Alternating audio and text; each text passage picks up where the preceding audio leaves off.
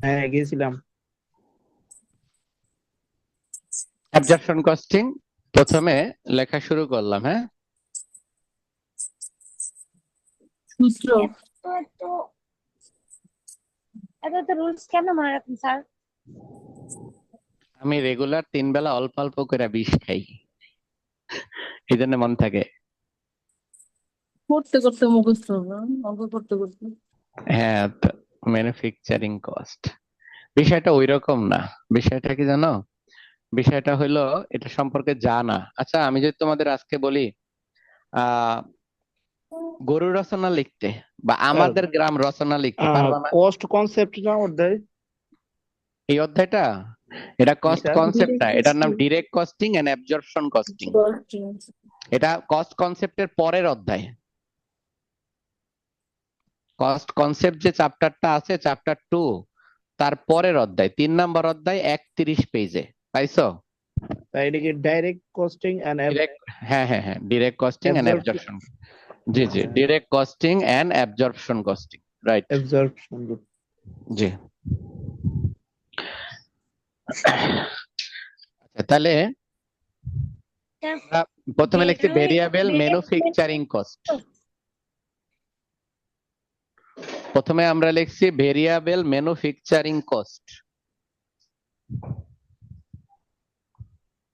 Variable manufacturing কস্টের মধ্যে আমরা লিখি প্রথমে direct material.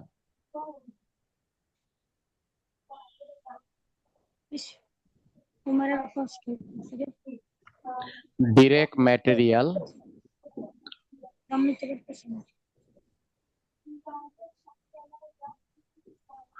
Direct labour,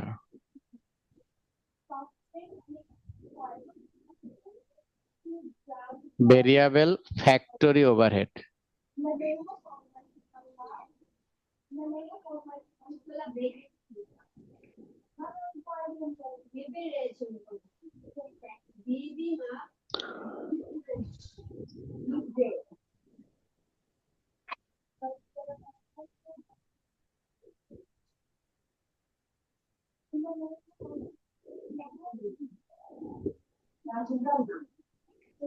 standard manufacturing cost.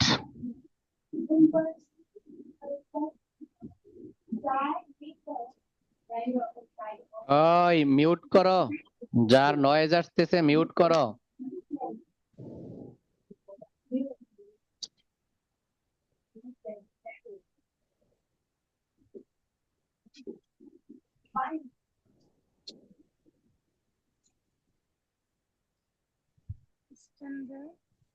Standard manufacturing cost.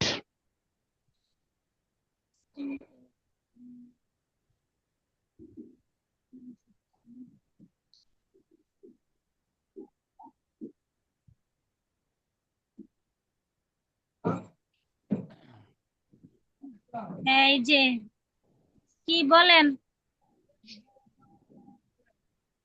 আরে বাপ রে বাপ, ওই কয়দিন বন্ধ পর করে হালকা নাও, হ্যাঁ বলে।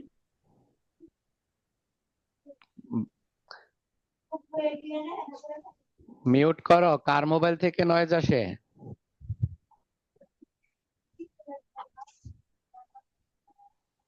আমরা সব শূন্য লাইতাছি তো।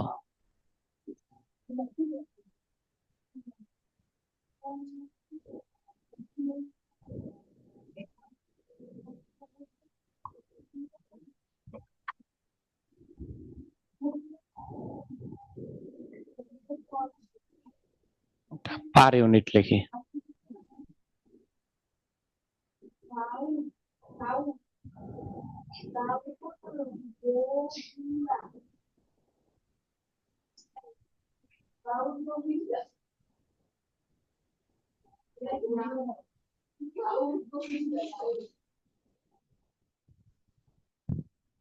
দিছি আনমিউট কইরা, মিউট করে দিছি।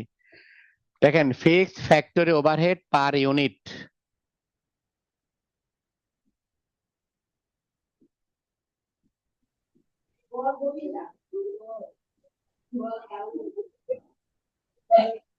ফিক্সড ফ্যাক্টরি, আবার কি হইলো? শাইলা আক্তারকে তোমার এটা একটু মুট করো। Shaila Akter fixed factory overhead. Fixed factory ওভারহেডে দেখো ফিক্সড ফ্যাক্টরি ওভারহেড আর নিচে লিখবো নরমাল ক্যাপাসিটি। মিঠু কি জয়েন করছো আজকে? জি স্যার। আচ্ছা, তোমার সাথে না আরেকজন ছিল, ও গেল কই? তুষারে তো স্যার জয়েন করার কথা। নরমাল ক্যাপাসিটি, আচ্ছা।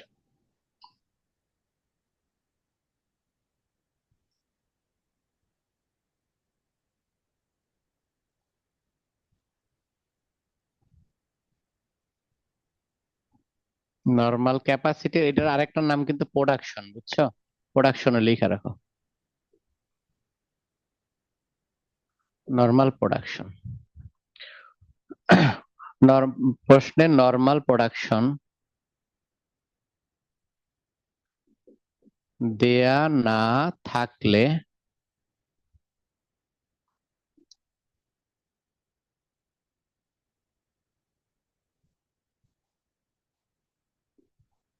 বাজেটেড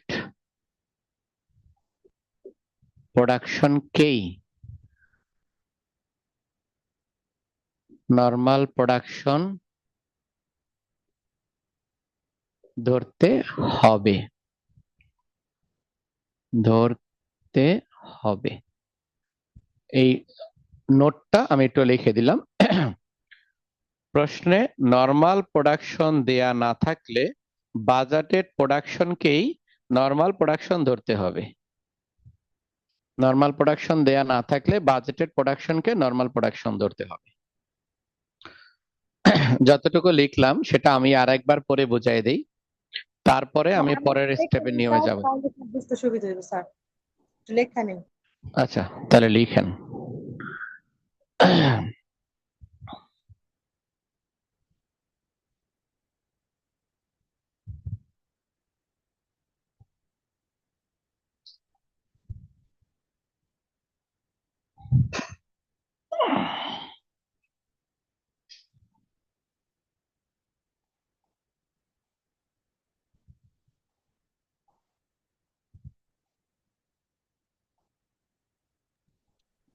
স্যার এটা কি কি লিখছেন? Budget production? বাজেটেড প্রোডাকশন, এরপর কি লিখছেন স্যার? নরমাল প্রোডাকশনকে ধরতে, বাজেটেড প্রোডাকশন কেই, বাজেটেড কেই। প্রোডাকশন কয়েকার কে রসই কেই হ, বাজেটেড প্রোডাকশন কে, ওই রসই লাগবো না, budgeted production K normal production ধরতে হবে।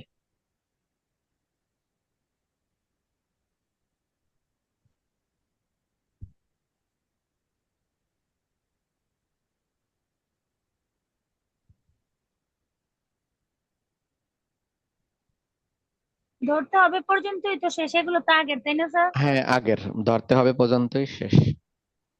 এবার সবাই লেখুক, লেখার পরে আমি এটা বুঝাইয়া সামনের দিকে আগাবো।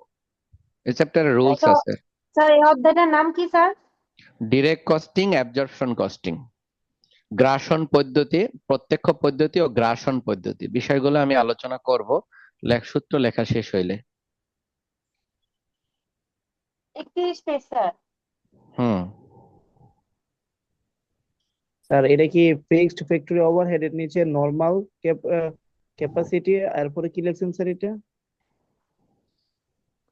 বাজেটের প্রোডাকশন। কোনটা এই নরমাল ক্যাপাসিটি বা Production. প্রোডাকশন? হ্যাঁ, নরমাল ক্যাপাসিটি বা প্রোডাকশন,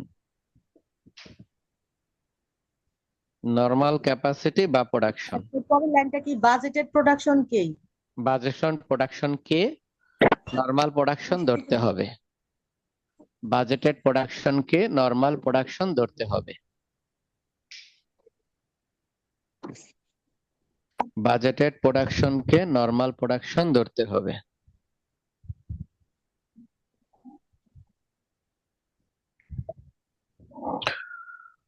আমি এবার একটু বুঝাই, দেখেন। প্রথমে আমরা লিখছি variable manufacturing cost. Variable manufacturing কস্টের মধ্যে আমরা তিনটা এন্ট্রি লিখছি: প্রত্যক্ষ কাঁচামাল, direct material, direct labour, variable factory overhead. অর্থাৎ প্রত্যক্ষ কাঁচামাল, প্রত্যক্ষ শ্রম বা মজুরি, আর প্রত্যক্ষ পরিবর্তনশীল, কারখানার পরিবর্তনশীল উপরিব্যয়। কারখানার পরিবর্তনশীল, কারখানার উপরিব্যয়, এই তিনটা অ্যামাউন্ট যোগ করলে যা হয় তার নাম হলো ভেরিয়েবল ম্যানুফ্যাকচারিং কস্ট। 2 নাম্বার লিখছি standard manufacturing cost. Standard manufacturing কস্টটা হলো, প্রথমে লিখছি ভেরিয়েবল ম্যানুফ্যাকচারিং কস্ট। দেখেন এখানে আমি এটা যে লিখছি এটার মানে কি, এই তিনটা এন্ট্রি লিখছি না? এটা তো বুঝতে পারছেন আশা করি। ভেরিয়েবল ম্যানুফ্যাকচারিং কস্ট মানে এই তিনটা এন্ট্রি এখানে লিখছি।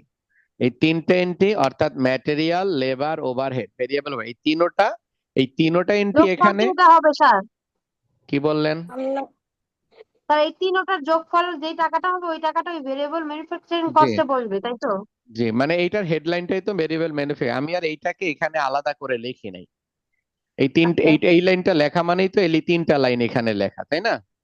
জি স্যার। আচ্ছা, তাহলে এখানে একটা এন্ট্রি বাড়ছে, এই এন্ট্রিটা স্টার স্টার দিয়ে রাখেন, একটা এন্ট্রি বাড়ছে, সেটা হলো ফিক্সড ফ্যাক্টরি ওভারহেড। এই একটা এন্ট্রি বাড়ছে, এই একটা এন্ট্রি বাড়ার পরে যোগফলটার নাম হলো স্ট্যান্ডার্ড ম্যানুফ্যাকচারিং কস্ট, এটা। আচ্ছা, তারপরে আমরা লিখছি fixed factory overhead cost per unit. Fixed factory overhead per unit, এটার জন্য সূত্র হলো ফিক্সড ফ্যাক্টরি ওভারহেড নিচে নরমাল ক্যাপাসিটি বা normal production.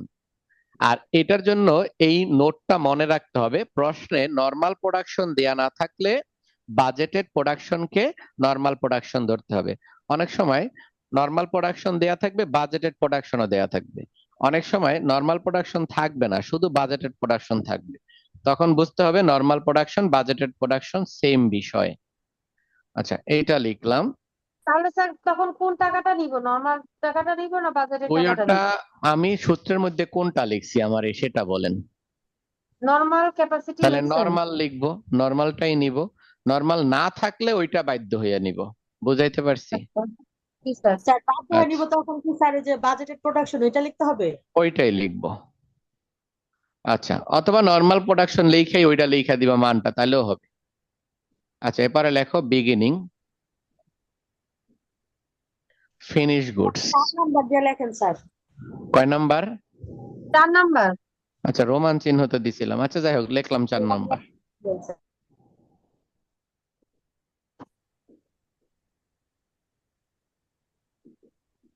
beginning beginning finish goods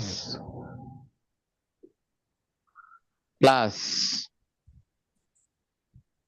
actual production minus ending finish goods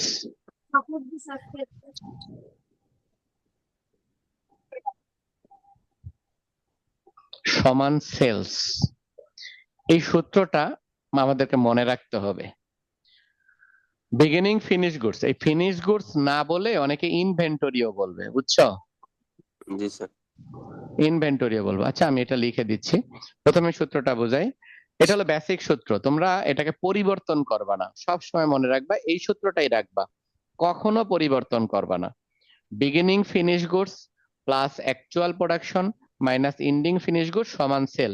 এই সূত্রের মধ্যে উপাদান আছে 4টা, এই একটা উপাদান, 2টা উপাদান, 3টা উপাদান, আর শেষে এই 4টা উপাদান। এই 4টা উপাদান সিরিয়াল মেনটেন করে চলবে। Beginning finish goods, normal production, actual ending finish goods সমান হলো সেল। এই সূত্রটা মনে রাখবো। আচ্ছা, এখানে একটা নোট লিখে রাখি। প্রথমটা হলো ফ্যাক্টরি ওয়ার্ক প্রোডাকশন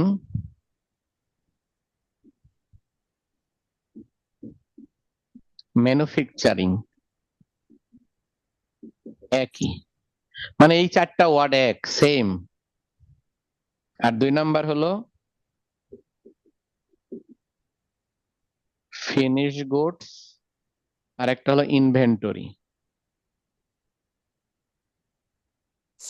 এটাও এক।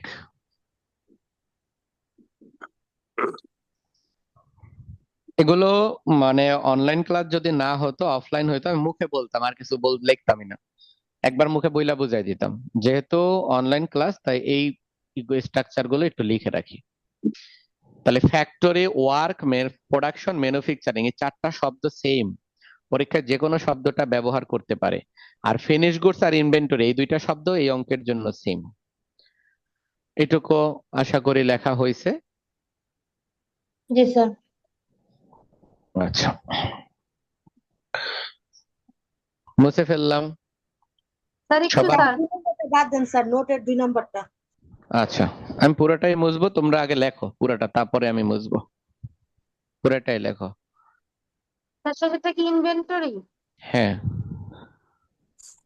আমি তোমাদের এই আগের চ্যাপ্টারটার আজকে আমি 3টা অঙ্ক দিব, আমি বানাইয়া 3টা অঙ্ক দিব।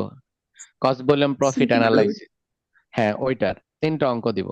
ওই 3টা অঙ্ক যে যেমনে পারো সূত্র দেইখা বারবার প্র্যাকটিস করে আমাকে সমাধান করে দিয়ে খাইবে।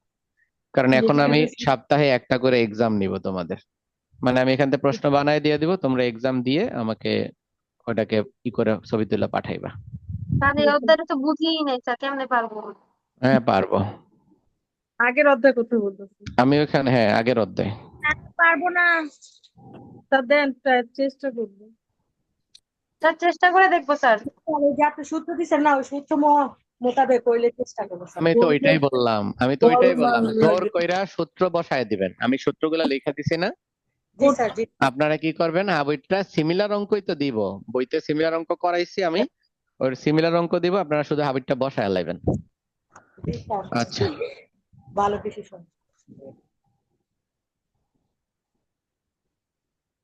স্যার এটা কি 5 নাম্বার? না ইনকাম স্টেটমেন্ট।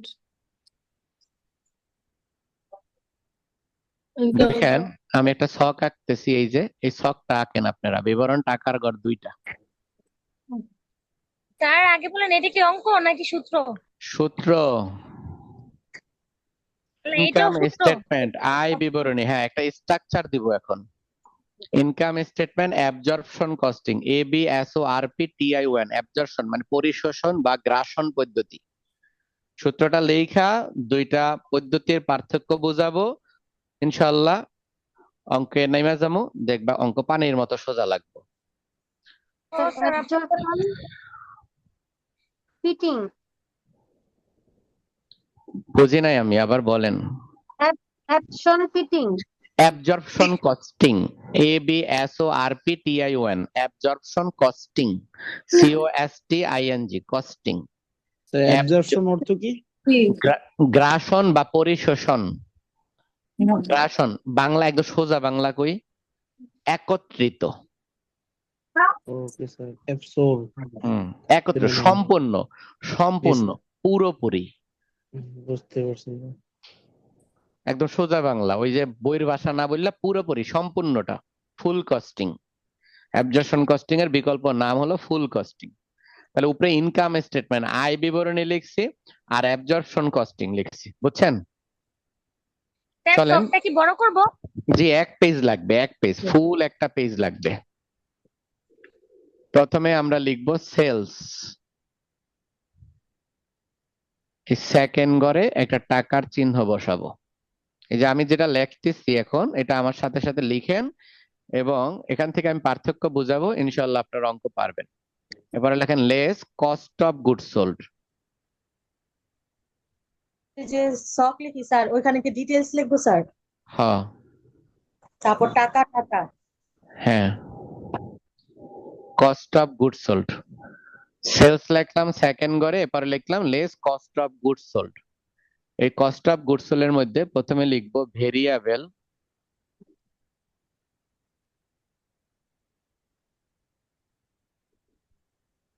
ম্যানুফ্যাকচারিং কস্ট প্রথম ঘরে, এরপরে যোগ fixed factory overhead,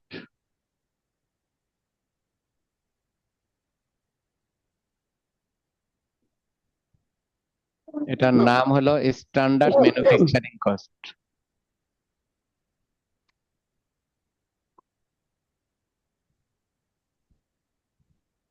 standard manufacturing cost.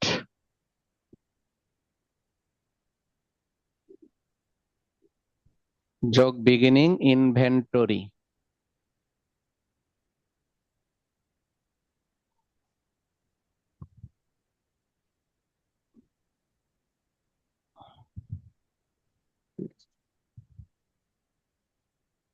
Minus ending inventory.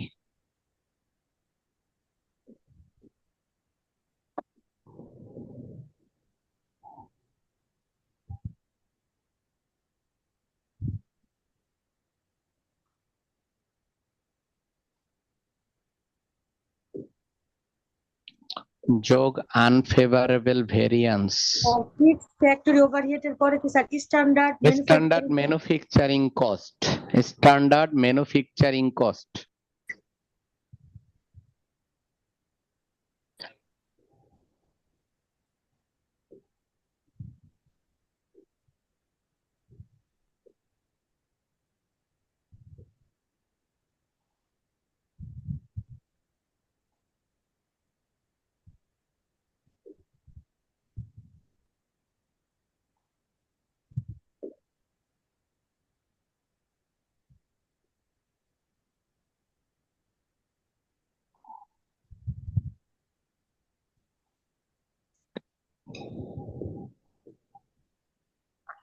এই পর্যন্ত লেখো, পরে আবার আমি বুঝাই দিব।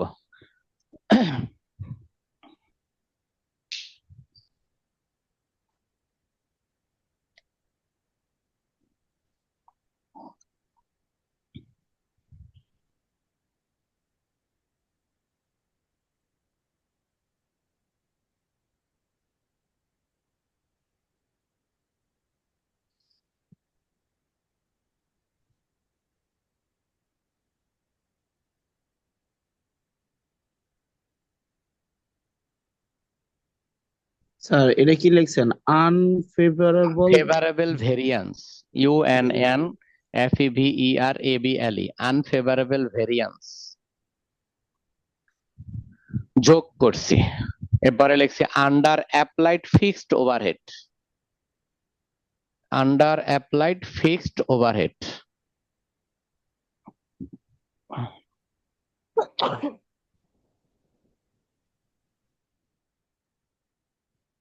লিখছি under applied fixed overhead.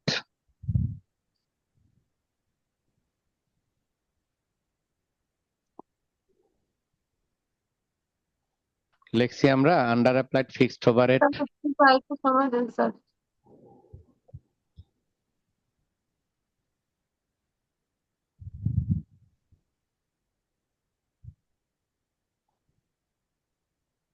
Sir শেষ লেখা। স্যার আন্ডার কি লেখছেন? Under applied fixed overhead. না এটা না, উপরে ইন্ডিং এর পরে। Sir ending unfavourable variance. Unfavourable variance. Sir gross প্রফিটের উপরে স্যার এটা কি লিখছেন স্যার? গ্রস প্রফিটের উপরে লিখছে আন্ডার অ্যাপ্লাইড ফিক্সড ওভারহেড বিয়োগ under applied fixed overhead. Minus over applied fixed overhead. জি,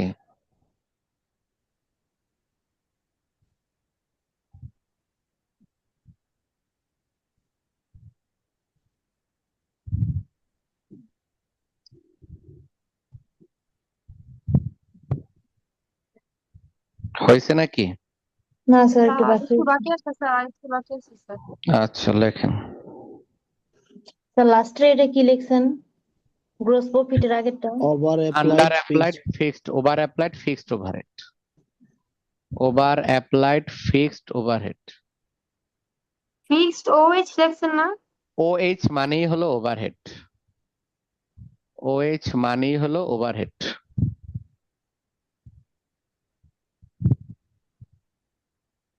বুঝতে পারছেন? তারপরটা হলো ও স্যার শেষেরটা কি লিখছেন স্যার? Gross profit. না উপরেরটা minus. Over applied fixed overhead. Over applied fixed overhead.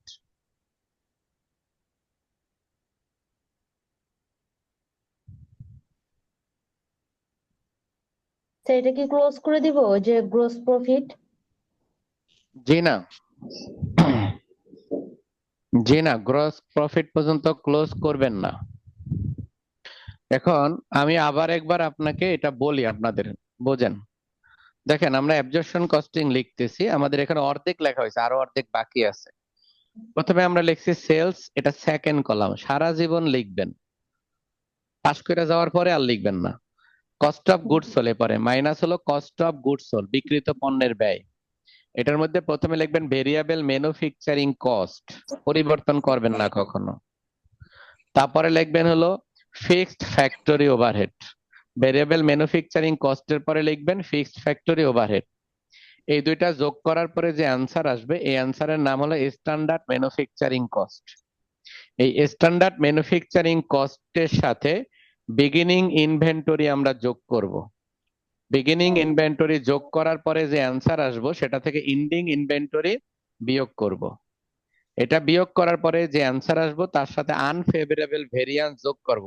এগুলা দ্বারা কি বোঝায় আমি পরে বুঝাই দিব অঙ্ক করার সময়। এরপরে under applied fixed factory overhead, এই ওএস মানে ওভারহেড, বুঝতে পারবেন তো? ওএস মানে ওভারহেড, এটাকে যোগ করব।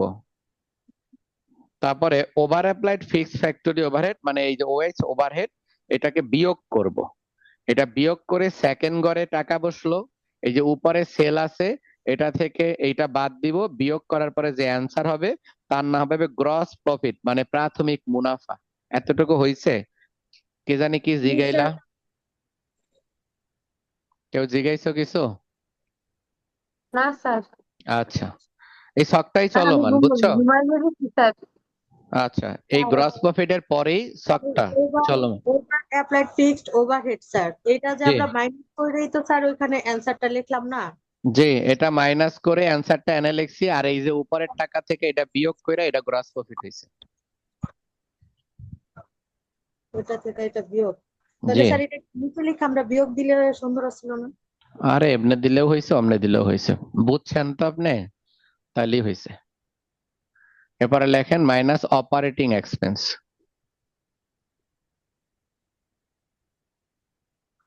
অপারেটিং এক্সপেন্স,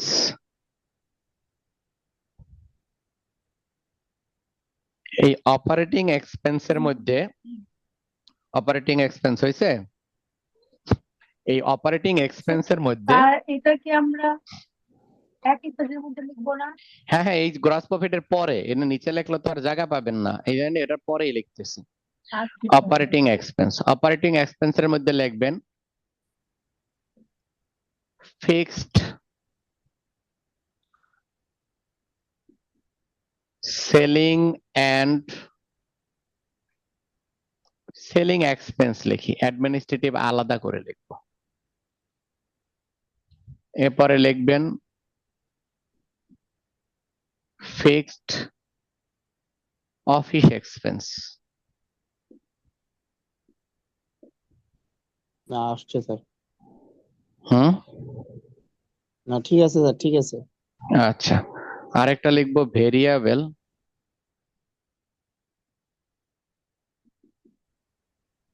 সেলিং এক্সপেন্স আর ফিক্সড স্যার ভেরিয়েবলের উপরেরটা কি স্যার, ফিক্সড এর পরে? Office expense. Office. Office expense, office মানে অ্যাডমিনিস্ট্রেটিভ কস্ট।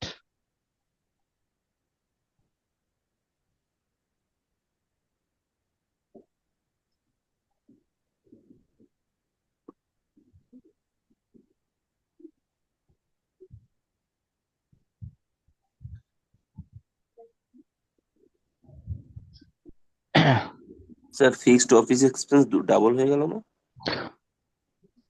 ও ও ফিক্সড অফিস, এটা ভেরিয়েবল অফিস এক্সপেন্স,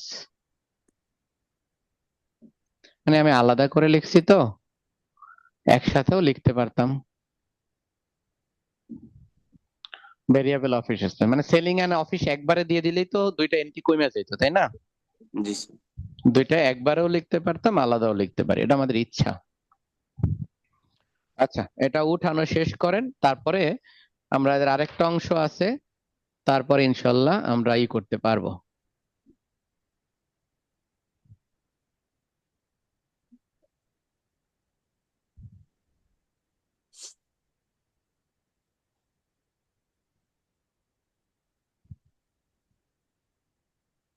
এটা কি net operating income? Net operating income, right, net operating income. এটা ক্লোজ হয়ে গেছে স্যার? হ্যাঁ, এটা ক্লোজ হয়ে গেছে। নেট অপারেটিং ইনকাম এটা ক্লোজ হয়ে গেছে।